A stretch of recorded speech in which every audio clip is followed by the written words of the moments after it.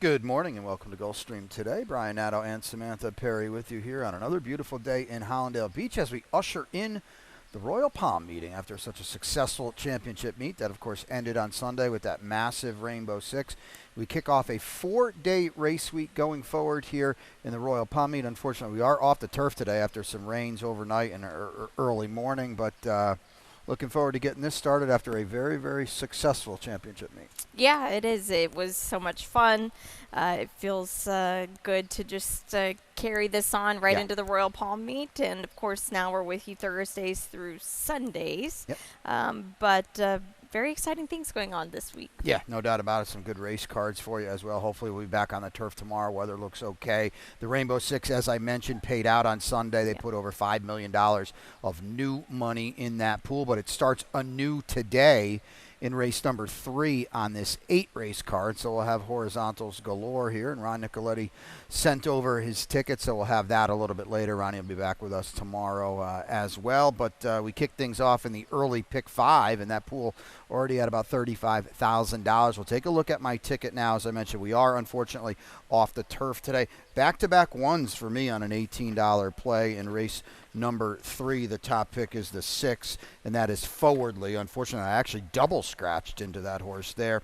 In race number 4 was the 4 Geosio. We'll have to hear Pete on that one. First-time starter for Christophe Clement. And in race number 5 in a spread race off the turf, unfortunately, Cacique Abario on top for me. And that's an $18 early pick 5 ticket. We'll start things off again. We're on a fast main track today, even though we are off the turf. The weather looks like hopefully it will cooperate for us today. And we start things off in the opener. 6 furlongs on that fast main track. 3-year-olds and up, which have never won two. $8,000 is the tag. The 5, Pure Crazy Groove, is out of this race, and both my partner and I have the same top pick. Did you always have Cooler King? Yeah, this is my best bet today. Oh, my goodness, my best bet, too. Oh, somebody's copying off of me. Okay, so I'm copying off your angle, I will say that. Okay, yeah, first time trying the dirt here for this horse. First time in the barn of Victor Barboza, who had a slow championship meet, but he really just fired all of his bullets this time last year. So you can't blame him for that at all. This is a horse that the works in the morning have been good on the main track, and let's just see if he can translate it over now. Yeah, I think this is a perfect horse for us to start the Royal Palm meet because, you know, we have some connections that didn't have – I don't know how to put it best. It may get lost in the shuffle a little bit during the championship meet. As Samantha said, Victor was the co-leading trainer of the Sunshine meet on the precipice of the championship meet. So, you know, the barn still won plenty of races during the championship meet, just not at his – top level, and he's a guy that I'm going to get behind very early in this new meet. I got a feeling it's going to turn around a little bit, and I'm looking forward to him getting off to a big, quick, hot start. Grandmo the first ran very well in the Curlin Florida Derby, by the way. He could get in the Kentucky Derby. Yeah, he really could. It was a big effort. Yeah, it's pretty cool to see. So we're both on the same horse here. We're both on the same, actually, exacta here, 16 Cigarettes, favored on the morning line, and quite frankly should be. Is a 3-year-old, but he did run against older horses last time, and I think we need to mention that. Yeah, that helps a lot. At this time of year, it's kind of a horse that you want to stay away from still early April, but since he already did it last time, I think this is a horse that you could probably throw in the mix. No, I think that's very, very important to note. Right now, it's still a big disadvantage, me personally, but he showed last time he can do it. So I think that's important. Race number 2 kicks off the early pick 4. It's a maiden optional claimer, 6 furlongs on a fast main track. Of course, the Florida breds don't need to be in for the $50,000 tag. The 2, Frank's Mimi, is is gelding. A first-time starter is announced as a gelding. Samantha's got the early pick 4 ticket. We'll take a look at it now.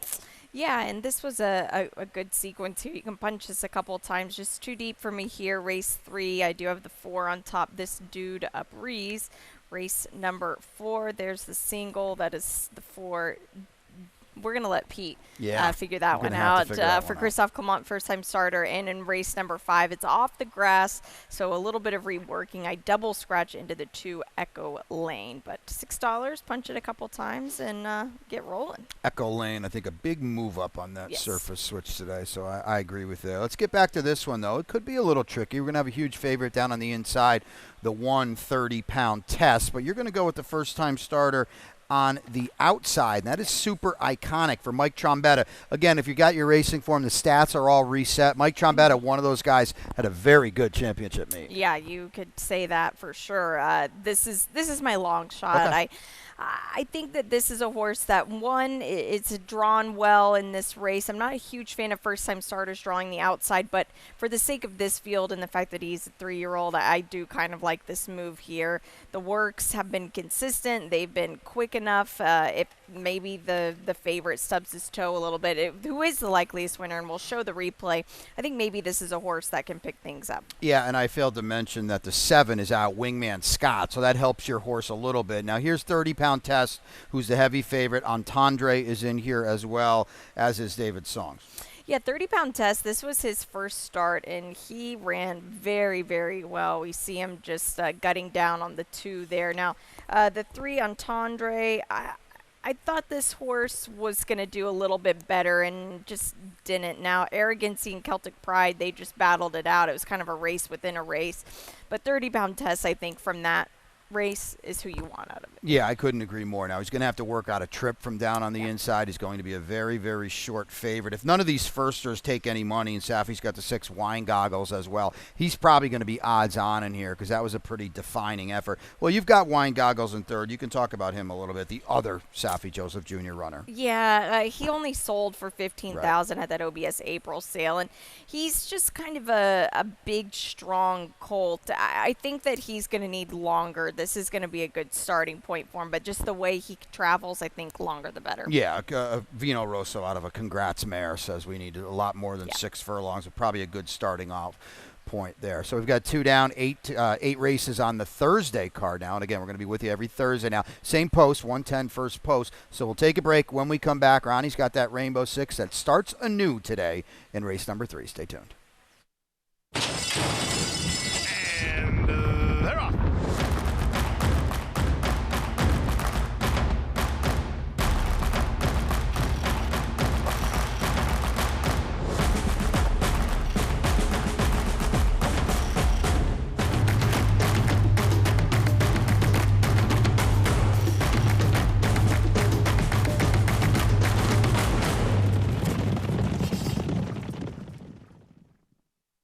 Win big with new DRF All Access past performances. With one best-in-class product, you now get all 3 past performance formats.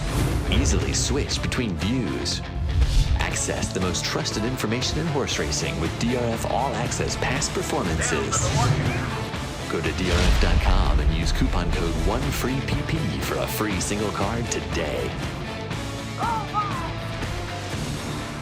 And welcome back to Gulfstream today. Brian and Samantha with you as we kick off the Royal Palm Meet here at Gulfstream Park. 4 racing days going forward, Thursday through Sunday, on the heels of what was a phenomenal championship meet, culminated, of course, by Fierceness just running off the screen in the Curlin, Florida Derby and stamping himself as a massive favorite, at least right now. We'll see what happens this weekend. Yeah. Massive favorite for the Run for the Roses on the first Saturday in May, and they paid out the Rainbow on Sunday as well.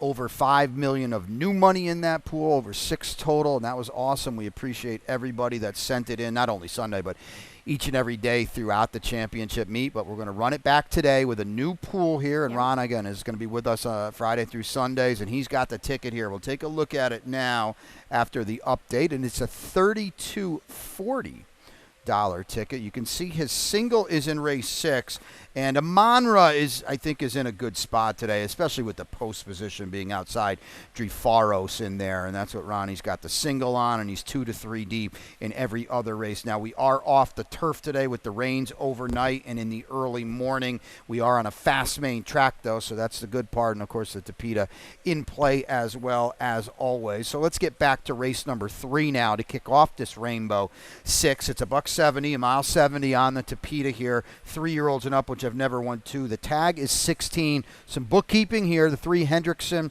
and the 5 Ordinary are scratched, and the 8 Red's Revenge is a first-time gelding, and we're all using the same 3 horses here. The order is just a little different. They're trying to give Forwardly away, I think, today, and I'm sure somebody might be a big shake on this horse, trying Tapeta for the first time for Chad Brown. Yeah, this horse, he's 5 years old. What is a barn like Chad Brown going to do with a horse like this? And the answer to that is let's just try to get rid of him here for the 16 level. The race last time, they didn't really bet him, which was interesting. Not a good sign. Nope, not at all. But this is one of those races that you can live or you can die by him here. Yeah, I can't play him at all. Yeah. Now, the unfortunate thing is, not that you're going to go to the windows on a horse like this, but I double scratch into him, which is unfortunate. no. Yeah, which is unfortunate. He's probably going to be odds on. I'm glad. So you probably did have this dude a breeze on top the whole way, Billy Therinos. First time Tapeta for Billy. Yeah, which that's a big move here. Billy Therinos, he's very familiar with these all-weather surfaces, being a Woodbine guy, and now he's going to get this horse the first time on the Tapeta. And this horse has never been on this all-weather track here at Gulfstream Park, only at Woodbine. And I like those races at Woodbine, so let's just see if he can transfer it over. Yeah, and again, if you're playing a serious rainbow, you have to use a 6. He's by far the best horse, but at what very likely could be odds on, you don't need to put him on top. No. Basketball Jones, it ran pretty well on the Tapeta last time behind a good-looking winner. Yeah, it really was, and that was a good. It was a good race for the level, I'll say. And I think the fact that you have a Misael aboard here, I think he's going to send this horse along, get involved just earlier on. Yeah, I think it's good that you bring Amiciel up too, because he's one of the guys. Certainly we know Edgar Zaya is going to win a bunch of races around here, but now that we've ticked over to the Royal Palm Meet, the Amiciels, Leonel Reyes, Miguel Vasquez, these are Edwin Gonzalez. These are super high percentage guys that are 18 to 20% kind of guys, and they're going to kind of flex their muscles here during the Royal Palm Meet. So just take note of that as we move forward as well. The late pick 5 kicks off in race number 4. We'll go a flat 1-turn mile in a pretty good maiden special weight here for the 3-year-old fillies. It's a clean race. There's a couple of what I expect to be hot first-time starters in here as well, and Samantha's got this late 5 ticket. We can show it to you now. Yeah, and I'm singling right off the rip here. Race 5, I do have the 2 on top. Echo Lane, I do scratch into him. Race 6, I've always had the 6 Love Appeals on top. Race number 7, just 3 deep. I scratch into the 5, the Honeyman for Jose D'Angelo. And in the finale, the 2 on top for me. Alley Oop Johnny off the grass on the Tapeta for Marty Drexler, a $27 play. They're 2 first-time starters in here, and both of them are favored on the morning line, and they're supposed to be bet in here. This is a tote board race. If either the 4 or the 6 are not bet, that's a very negative sign. We're going to start it with you. I'm going to go with Gio Ioso, the firster for Christophe Clement, the Moigler homebred, who's worked well and has a pretty nice pedigree too. Yeah, this horse she's just a big, strong filly, and I like that a lot. I like that for the distance. It's hard to debut going 1 mile, but Christophe Clement, I think, has this filly tuned up the way she needs to be, and I found a stat, too, that was pretty solid on Christophe Clement that I wanted to show here. This is first-time starters, dirt sprints, just in the past 2 years. I wanted to narrow this down, 6 for 27, 22%. You don't get the biggest ROI, but I think this is a good statistic here for this filly. Yeah, the 1-turn mile here, I think this could be a good spot for her. Third foal out of the dam, the other 2 both won on debut. So there's going to be some serious precociousness here. Dreaming of Katie is supposed to be a pretty massive favorite. I would think it's a Stone Street homebred for Todd Pletcher with an absolutely monster pedigree. Yeah, I worry that she didn't debut sooner. There was one work of her. The most recent work was on January 20th. It's hard to see really anything from there because that was just so long ago. It wasn't a great work on the 20th. I hope she's moved forward through this. I faded her a little bit just from what I saw there, but again, she's probably grown up a lot. Then maybe I'm being a little bit stubborn. Her mom, Dream Rush, won the test and the Prioress when it was a grade 1, double grade 1s, and this is her 9th foal. 4 of the 7 foals that have raced won on debut. So there's a lot going on here, too, including she's a half to Dreaming of Julia, who is a very, very precocious 2-year-old for Todd Pletcher, grade 1 winner of the Frizette. The house horse is the 2 Reliable Lady, who's got to have a big chance because she's got a race under her belt, and it was pretty darn good, too. It was, and she just needed longer. I picked her that day, actually, and I remember talking to trainer Ralph Nix, who started off the championship meet really hot and then just kind of slowed down, but I expect to see his barn picking it up now.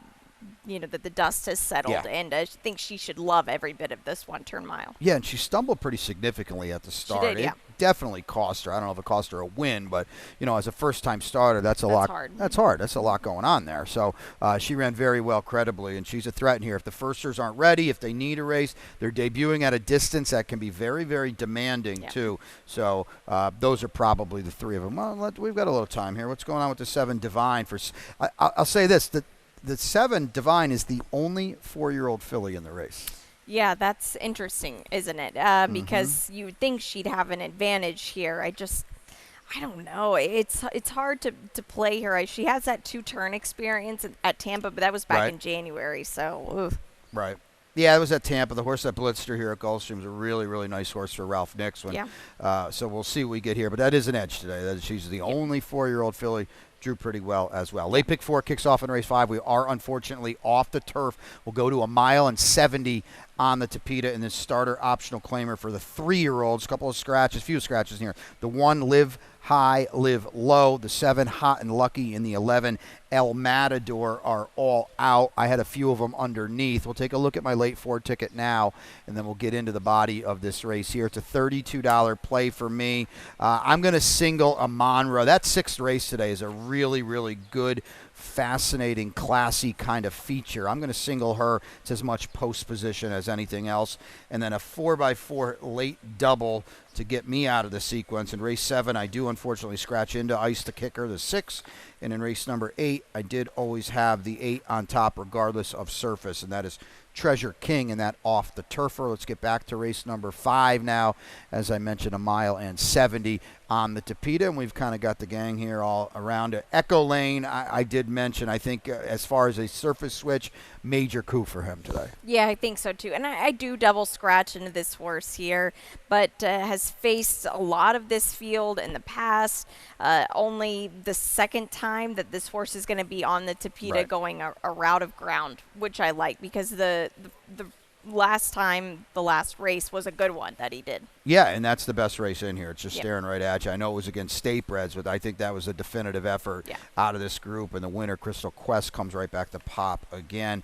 I'm on the 8, Cacique Barrio. I wanted to get this horse on turf because I thought the turf race 2 back was pretty good, but he lost nothing in defeat last time on the Tapeta running 3rd. No, but he's just going to have to work with K-Crown again. That's the problem. Yeah, that's going to be a problem for him. But I think that the fact that he's getting John Rivera is there's going to be intent to send here. I agree wholeheartedly with that, with a little weight break as well.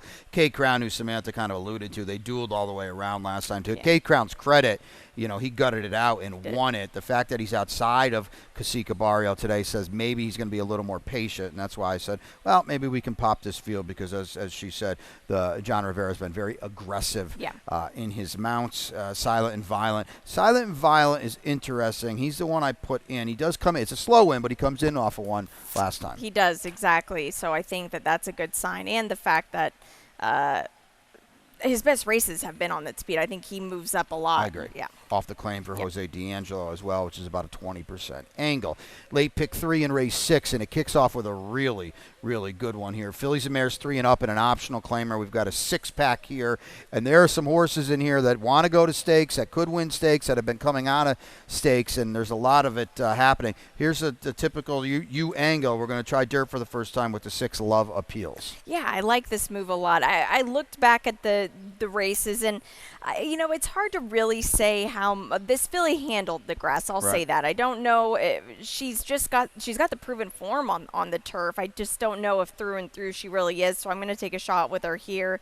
Amisael will get aboard. She doesn't have that much early speed, but you look at the fractions she was chasing in New York, and they were quick. So I think she'll be a bit more forward. Yeah, I worried if they're just trying to get her started, and this was here, so let's get going. She's run 6 times, never been on dirt. That's odd, but the pedigree through and through. We got Spitestown on the top, certainly Medaglia d'Oro on the bottom. I kind of mentioned at the start it's a post-position race for me. Amonra it gets a huge benefit because she's outside the 3 Dryfaros, and we'll take Amonra is just dropping out of stakes races, graded races, 2-turn races. I think this is probably what Safi hopes is a confidence booster for her. Yeah, you would think so. Right? I think it's just too sharp. You think so? Yeah. Cutting back all the way back to 6? Yep, I think if it was 7, this is that would be perfect. But let's and you can't even say this is a starting race for her because she has run 2 times. Yeah, no, there's no doubt. I mean, it's a confidence race, I think, and what they hope. And Lasix goes back on too. I think that's a huge point and a good one. We'll take a look at the 3, Dryfaros, because she came off the bench last time in a tough spot, socially selective, will win stakes for Bill Mott, and she got basically pressed into defeat, but ran very well. She did. She was the only one that was confidently handled on the front end, and the only one that stuck around too. Charlie's Wish came back to win next out, but this mare just ran absolutely monster for this race here. Now she's going to cut back to the 6 furlongs. She's going to be a big problem for Amonra today. Yeah, my worry was that you got cheap speed on the inside with Cousin Christie, and you got serious speed with the 5 Music City Stars. So where does that place Dryfaros? She's going to have to work out some kind of trip, or if she's just going to try to vanquish them all and hold off not only my horse but your horse as well. So we'll see. A little bit of a tricky spot for her. This race came up very, very salty. Late double kicks off in race 7. We are on the Tapeta in here at a mile in 70. 3-year-olds is a starter optional claimer. I lost my long shot, unfortunately. The 8 Battle of Dover is out. The 4 Awesome for sure is out too. 2 significant scratches. You are in the 5. The Honeyman, is that always your pick? No, I scratched into this horse, but it works out because the gang is kind of all here, and we'll show the replay. It's Ice the Kicker, the Honeyman, and Designated Hitter. Ice the Kicker, I thought, ran very well here, but the Honeyman, to me, is a horse that this was a very, very narrow defeat, and as far as Designated Hitter, who's the 4 horse here, I'm not a huge fan of this one coming back today, and I think you were going to kind of fade this one as well. But these 2 the Honeyman and Ice the Kicker, they were having a race within the race because San Perodu just came on the outside and blitzed them. It's like they didn't even see. They did. They probably thought they were going to win the race for sure. The Honeyman kind of proves your point that you talk about a lot, a horse getting to a different surface for the first time and moved up, blowing way up. I mean, he ran huge in that spot at 11-1. That's long gone today, but he's a major player. We've just got him reversed in here.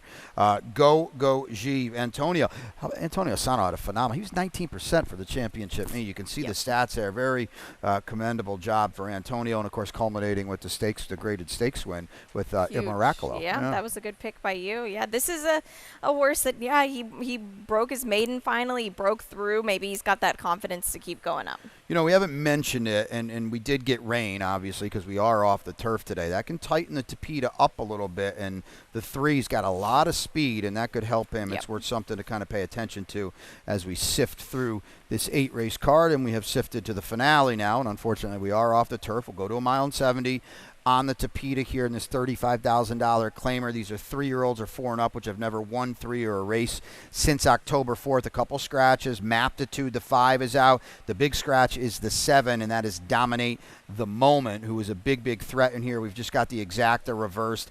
Alley-oop Johnny on top ran very well on the Tapeta last time. Yes, right? Very, very well. So I think it bodes well for this horse, the fact that he is back on the Tapeta again. This is just such a significant class drop too, and they're not giving him away. $35,000 at this point in time of the year. Yeah.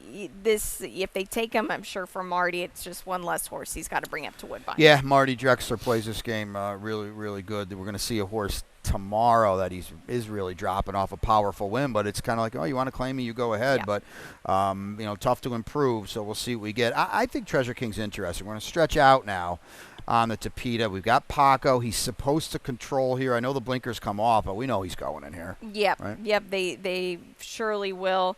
The races going 2 turns, I feel like, have been just way better. Yeah.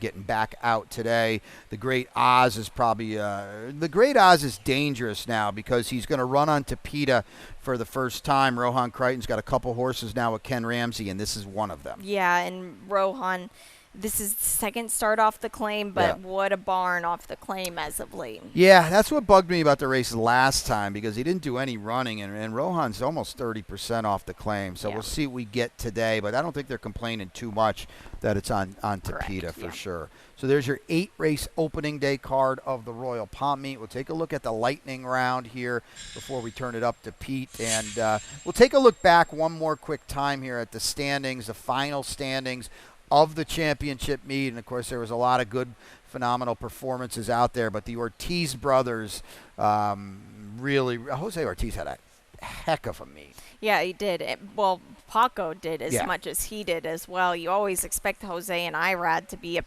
the top, but Paco was not going to be put to bed quietly at all, and really gave these guys a run for their money. Yeah, no doubt about it. Good to see Edgar Zayas on the board as well, and he's going to be front and center here now during the Royal Palm Meet. We'll swap over now to the trainer standings, and Safi adds, I believe this is his 9th in a row all told, and he almost didn't quite double the field. Todd Pletcher, who has won this title in the teens, is comfortably in second. Mark Cassie and Brian Lynch both enjoyed very, very strong meets. Huge ones. And Brian Lynch was a barn that ran about half less than all 4 of these trainers up top and was still able to be on the podium. You've got to be golf clap to him. Absolutely. And, of course, Jose D'Angelo as well. We know him well down here, and he's going to be in the Kentucky Derby, which is pretty darn cool as well. One of the local guys that have had a very, very good start to their season. Again, as we mentioned, you can see it there. The Royal Palm Meet kicks off today. We'll go through August in the Royal Palm Meet and Thursday through Sunday, and we're going to keep that 110 first post as well. Yep, very exciting time, so come out and join us. And it's also exciting that the TTP Pick 3 will stick around for a little bit longer, provided we have 3 turf races on the day. That'll be Friday through Sunday. Yep, it will, so make sure to get involved. Saturday, there's a really good one that ends the Tropical Turf Pick 3. Yeah. So very strong allowance race. Good turf racing. That one's for the 3-year-old fillies. 4 turf races on Saturday, and we expect to be on the green throughout this meet, which is pretty darn exciting as well. If you didn't get this memo or see it, I guess it's the return of the Prep Pick 3, and of course our sister track at Santa Anita front and center this weekend with their Derby out there. But this is going to link the final 3 major 100-point preps for the Kentucky Derby. Yeah, the Wood Memorial, the Bluegrass, and the Santa Anita Derby. It's a $3 minimum, a 19% takeout. This is a fun little bet here. It is, and 19% is as good a takeout you'll see on a pick 3 in the country. So that's pretty cool as well. The $3 minimum is pretty cool, and almost a segue now. We mentioned this on Sunday. We want to mention it again, and we will do so throughout the day in the coming days. We have reverted now to dollar pick 3s, which I know you're a big fan of. Yeah, I think it's just so it really helps out the pace, and I enjoy it a lot. So that'll be fun to have rolling dollar pick 3s now. Yeah, you're going to see some spicier payoffs, I think, at our pick 3s at the dollar base bet. And, of course, we offer them every race at Links 3 races, and that'll start right here in the opener. Your best bet today? It is in the opener. Oh, we both have the same best bet. How about that? Cooler King, first time Victor Barboza, first time on the main track, and it is a fast one today. I don't have a long shot, so what do you got going on? Mine is in the second race, actually. Right. Yep, was super iconic, That's usually my move. I never do it on purpose, but the best bet, long shot, best bet, double. Yeah, that's a fun little thing. It is. And now you can do the dollar pick 3 and do it. And now you got that going as well. So that is it for us. We're happy to have you aboard here on the Royal Palm Lid Lifter, and we're very thankful for everybody that participated and sent it in for the championship meet as well. We certainly couldn't do it without you. Couldn't do it without Pete Aiello either, and he's upstairs with the scratches or changes. We'll be back for the opener in about 15 minutes when we see you then.